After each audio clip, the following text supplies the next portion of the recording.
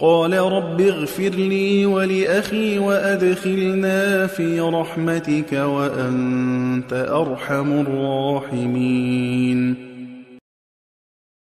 إن الذين اتخذوا العجل سينالهم غضب من ربهم وذلة في الحياة الدنيا وكذلك نجزي المفترين. والذين عملوا السيئات ثم تابوا من بعدها وآمنوا إن ربك من بعدها لغفور رحيم. ولما سكت عن موسى الغضب أخذ الألواح وفي نسختها هدى ورحمة للذين هم لربهم يرهبون. واختار موسى قومه 70 رجلا لميقاتنا فلما أخذتهم الرجفة قال رب لو شئت أهلكتهم من قبل وإياي أتهلكنا بما فعل السفهاء منا إن هي إلا فتنتك تضل بها من تشاء وتهدي من تشاء أنت ولينا فاغفر لنا وارحمنا وأنت خير الغافرين. واكتب لنا في هذه الدنيا حسنة وفي الآخرة إنا هدنا إليك قال عذابي أصيب به من أشاء ورحمتي وسعت كل شيء فسأكتبها للذين يتقون ويؤتون الزكاة والذين هم بآياتنا يؤمنون. الذين يتبعون الرسول النبي الأمي الذي يجدونه مكتوبا عندهم في التوراة والإنجيل يأمرهم بالمعروف وينهاهم عن المنكر ويحل لهم الطيبات ويحرم عليهم الخبائث ويضع عنهم إصرهم والأغلال التي كانت عليهم. فالذين آمنوا به وعزروه ونصروه واتبعوا النور الذي أنزل معه أولئك هم المفلحون.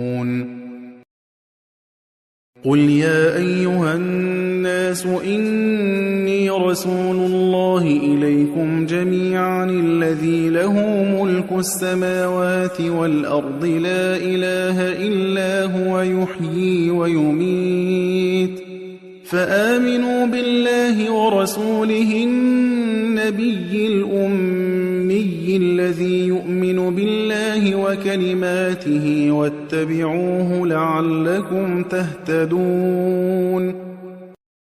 ومن قوم موسى أمة يهدون بالحق وبه يعدلون. وقطعناهم 12 أسباطا أمما وأوحينا إلى موسى إذ استسقاه قومه أن اضرب بعصاك الحجر فانبجست منه 12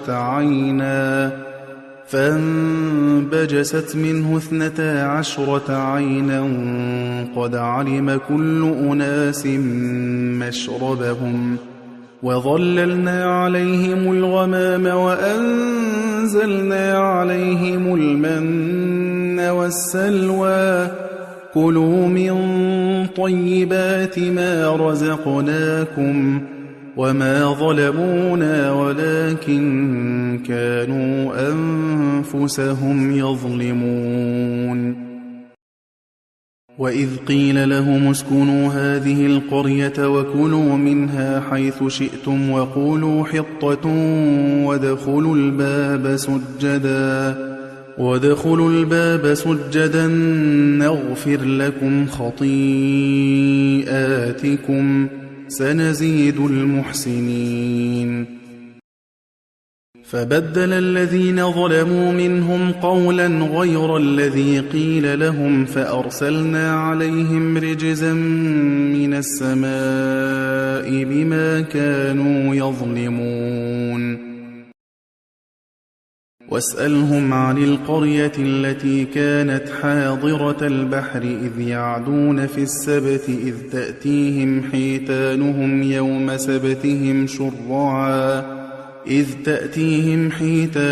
يوم سبتهم شرعا ويوم لا يسبتون لا تأتيهم كذلك نبلوهم بما كانوا يفسقون. وإذ قالت أمة منهم لم تعظون قوما الله مهلكهم أو معذبهم عذابا شديدا قالوا معذرة إلى ربكم ولعلهم يتقون.